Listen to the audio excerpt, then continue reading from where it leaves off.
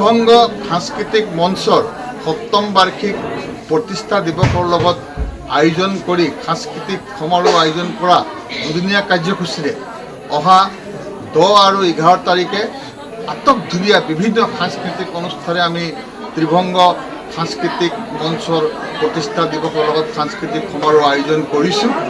তাৰে আধাৰত আজি আমাৰ ত্ৰিভংগ সাংস্কৃতিক মঞ্চৰ উদ্যোগত আজি গায়ন বায়ন প্ৰশিক্ষণ কৰ্মশালা আৰু ভাওনা কৰ্মশালাৰ আমি আজি শুভ উদ্বোধন কৰিছোঁ।